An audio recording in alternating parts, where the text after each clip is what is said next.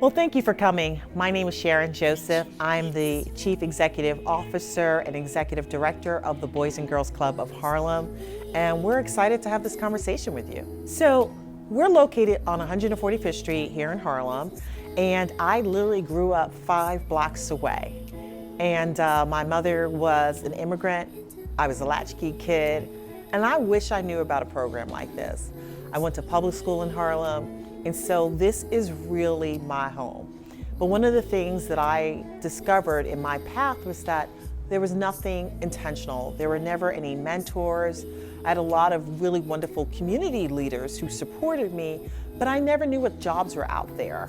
And so I spent a lot of time at the museum and subsequently wound up getting a scholarship to go to private school. And from there, I went on to a great college and accidentally wound up on Wall Street because I needed some money before I went to law school. And I mean accidentally. I called somebody up, said I need some money because, you know, I'm Caribbean, you can't go without having a job, maybe 2 or 3 jobs. And when I got to Wall Street, I didn't know anything about it. The reality is my mom thought I was a bank teller. So, you know, I'm working at these investment banks and my mother's asking me, can I cash a check? That's how much we all knew about this job. And so, as I continued to rise in my career, I really spent a lot of time trying to bring in young Black and brown professionals into this organization, in the various organizations. And what I realized was that we were coming in, but we were walking right back out the door. That we didn't really have sometimes the social and emotional skills. And we didn't understand, we didn't have the language. And so while we might have understood the Excel spreadsheet or the PowerPoint, we didn't have the exposure. So even when I was sitting at events and people were talking about things, I didn't know. So I was winging it. And I said, you know what? I want to have impact. I want to go back and start talking about these various jobs, start talking about these opportunities, give our kids exposure so when they sit at the table, they feel included. And so this wonderful opportunity came up. I wasn't looking, and here I am. They were nice enough to give me a chance to be part of this great organization. I think there was 2. One was at my mom's funeral when I realized everybody was talking about her in terms of her impact in the community. There were adults who said that she had helped them since the time they were kids, and helping them in terms of their careers, giving them support when maybe their parents were absent. The second time was when we had our first back to school event here at the Boys and Girls Club. It was my first time. I just really started work. And I had some 5-year-olds hanging me up in the corner talking about where my bike's at. And I realized that day we had colleagues in the financial industry talking about financial literacy and helping parents. The kids were excited. We were giving them book bags. And when those kids had me hemmed up in a corner hustling me, I realized this was where I wanted to be. I wanted to be with the high school kids and the little kids, having not only those fun moments, but helping them understand who they were and what they were entitled to. So in that moment, they felt entitled to some bicycles, but I wanted them to know that they're entitled to a great future. And there is nothing that should stop them. And just because we're in this, quote, marginalized community, they should act entitled to a better future. And this was my platform to help them with that. And, you know, I gave them the bikes because I had to walk up the block. They know where I was walking. But it's those moments. And I just have a wonderful team here that makes it a great place to be. And so I'm blessed to have the team, and I'm blessed to have people that share the same vision with me. It's really the kids. The kids keep you real. They keep you authentic. They know when you're not really about them. And so, again, I've got my team here that spends a lot of time with our kids. They come into our office and they talk about their real lives problems. And it hurts my heart to see how many of our young Black men and women have mental health challenges because of all the things that are going on in their lives. So for me, they keep me real. They keep me on point. When we get them into college, but then they can't stay because they don't have the money to stay or they're not academically prepared, that tells me my game needs to get stepped up to help them. And when they're in here and they're celebrating and they're allowing us to celebrate with them their milestones. I think one big milestone was when we had 2 of our kids work on Wall Street. They worked on the New York Stock Exchange. That was my dream job. And seeing them there, Black young men, feeling like they belonged, was kind of one of the best days that I've had the whole time, other than that first day when those 5-year-olds were hemming me up in the hall. So that's what keeps me authentic. My personal style has had to evolve. Because when I got here, I was so Wall Street. You know, I think the only thing I had that showed a little bit of game was some sneakers. But I came in here with my jeans and my blazer and my pearls. And I still love that style. But what we've both rubbed off on each other is that they've helped me to understand that I can look cool like this and be authentic to the community. And at the same time, I can help them diversify how they look. And together, we're shaping our own cultural identity. And I think that's what's really cool. So my personal style was Wall Street, but my personal style now is getting a little swag now. So I have to thank all of you for helping me kind of upgrade a little bit. But I'm gonna throw some pearls on next time with this look, just to keep myself authentic. You know, I think I've heard this word a lot about being authentic. And I think you gotta be careful a little bit about being authentic, because until you have power, you may not always be able to be your authentic self. Sometimes you do have to know the culture and the environment that you're in and be able to adapt. But authentic to me is not about just the clothes you wear, but it's about your inside. It's about yourself. It's about your authentic self and knowing who you are. I've been on Wall Street. I have worked abroad. Everyone has always known I'm a Harlem girl. And I've never faltered at that. It doesn't mean that I speak a certain way. It doesn't even mean that I dress a certain way. But I'm never ashamed about where I come from, and I'm always giving back. So I think authenticity is about knowing who you are. It's about being true, but it's also about paying it forward, because that's what being Black has always been about.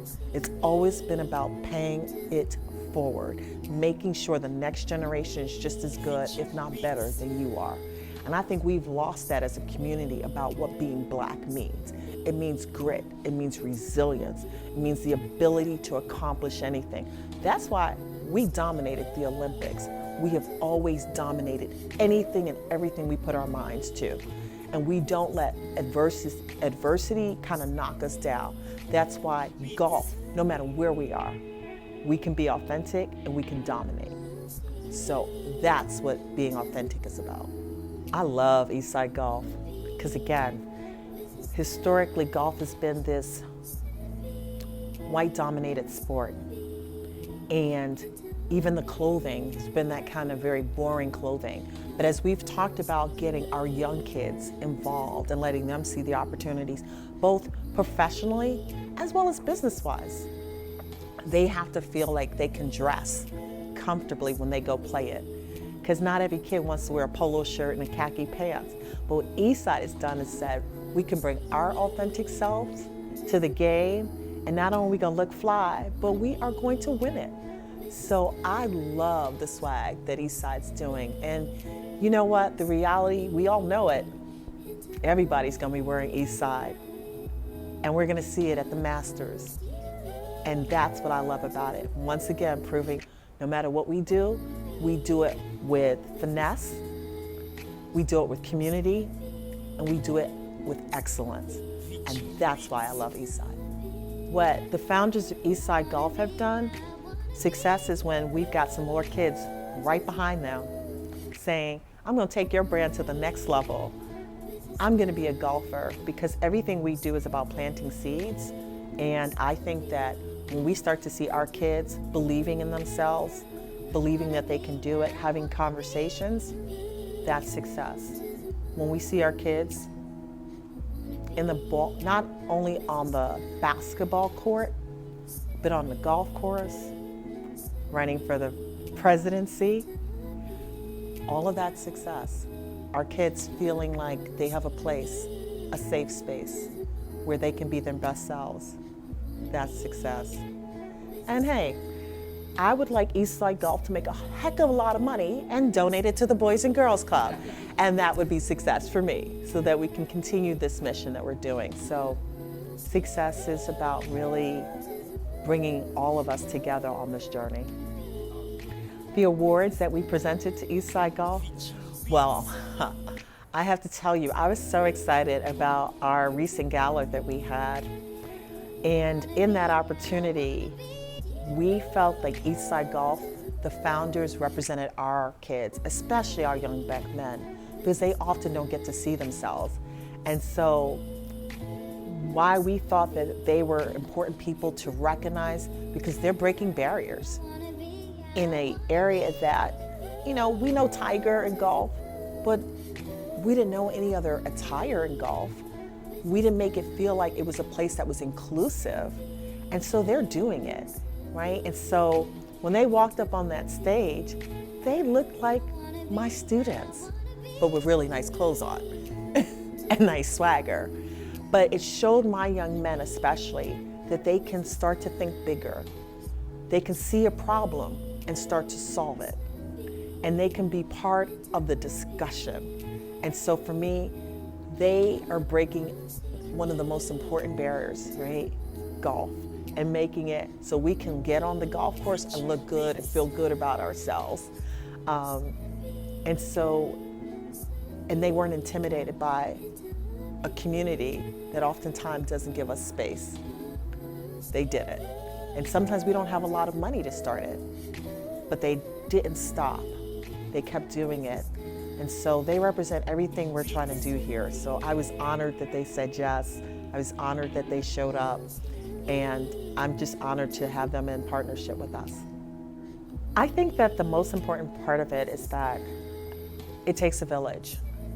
It takes a village to get an entrepreneurial idea off the ground. It takes a village to get our kids to the next level. And as a community, if we continue to think about economic prosperity, not just from the sneakers that we wear, but to giving us a voice. I spent a lot of time on Wall Street. I managed money for some of the wealthiest people in this country. And when I realized they use their money to have a voice in elections, to have a voice in the way their school systems looked. We are dealing with racial inequality at a very high level, and racial inequality is not just financial, it's health, it's education. So when we talk about community partnerships, it's not just a day where we may come out together and we dance and eat good food.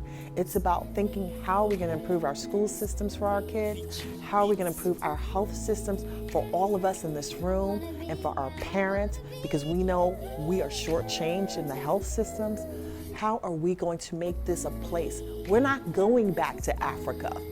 We are staying here in the United States of America, and we are going to be heard, and we are going to have a seat at the table, and we're going to make sure our kids have a seat at the table and not a seat in the jailhouse.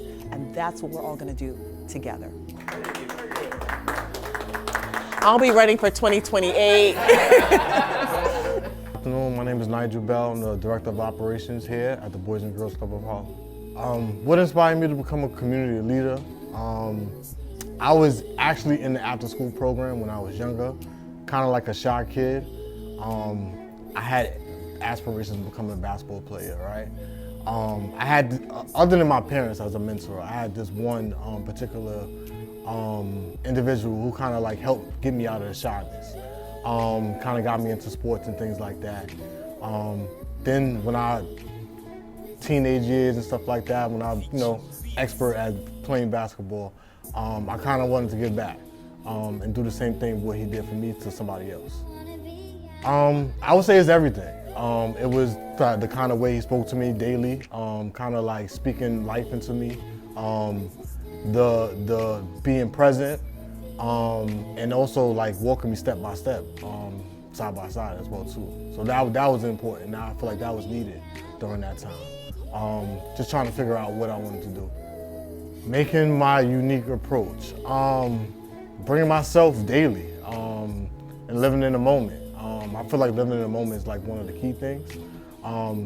because there's so much outside noise, whether, you know, you got school, you got work, you got your personal life. But here, being in the moment, right? When you're in front of a youth, you kind of want to make sure you give them your full attention, and you want to give that the right guidance, right?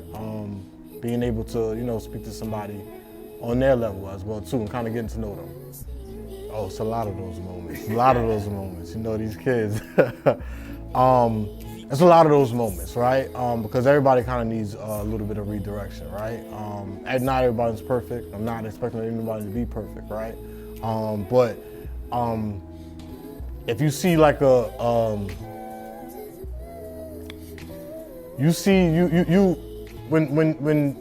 you take the time to get to know each person for their own self and things like that, you see the potential that they have in them. So you kind of like look into it and feed them.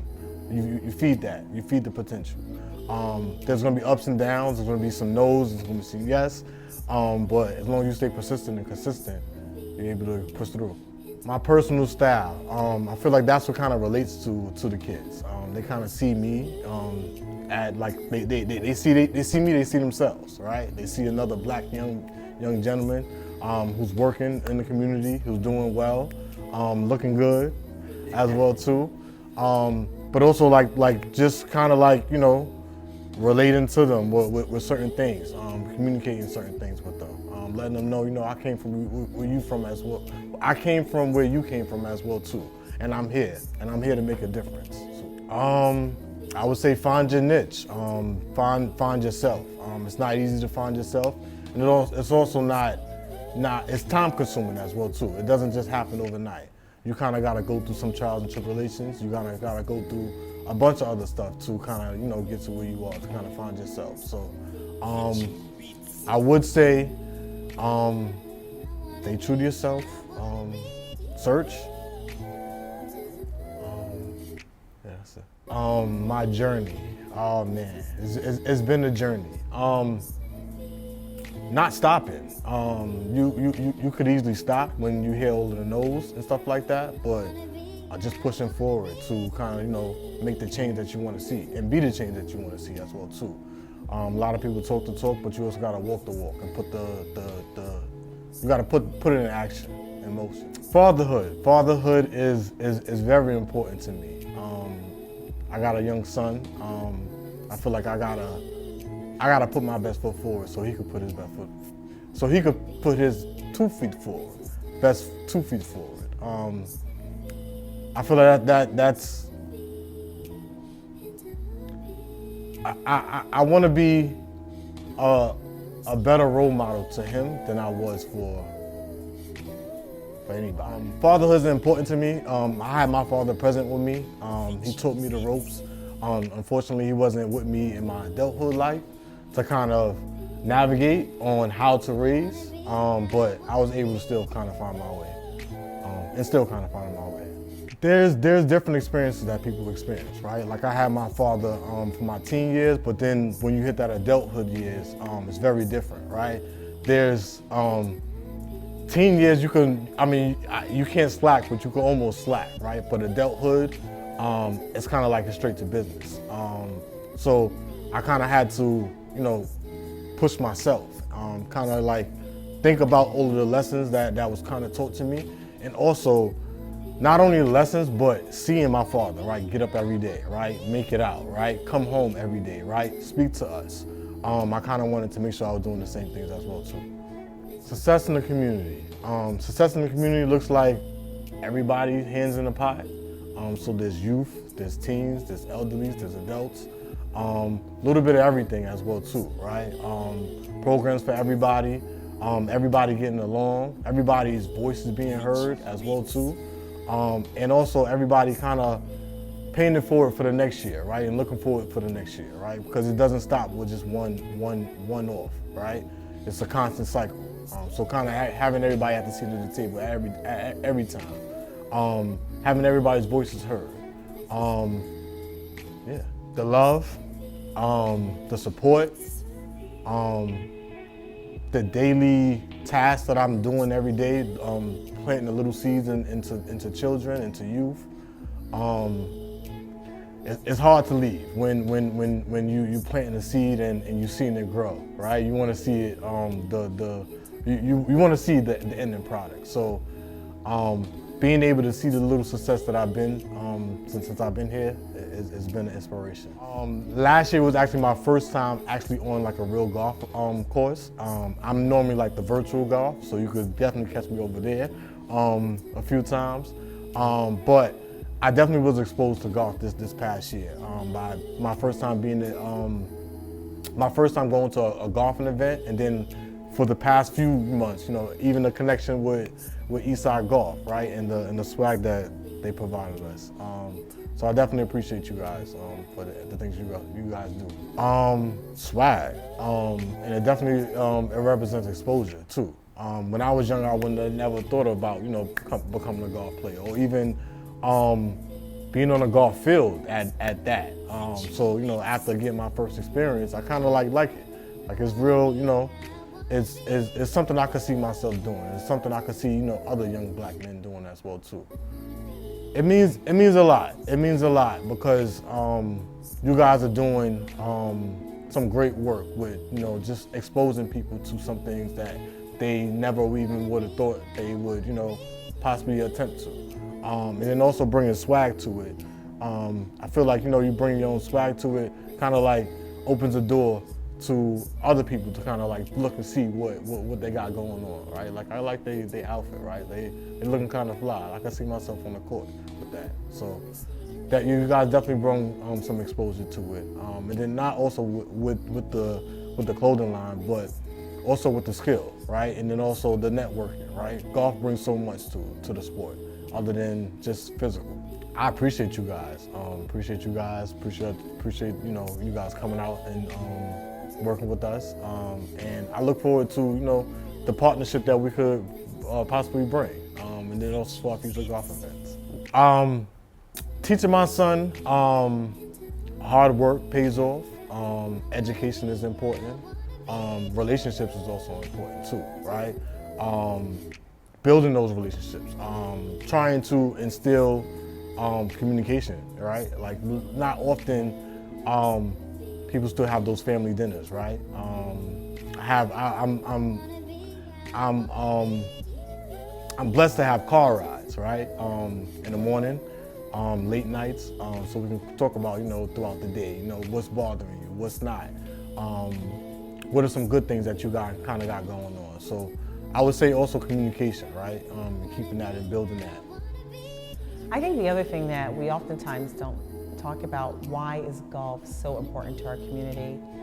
You know, a lot of our young boys are all trying to be the next LeBron, the next Steph, and they 5'2".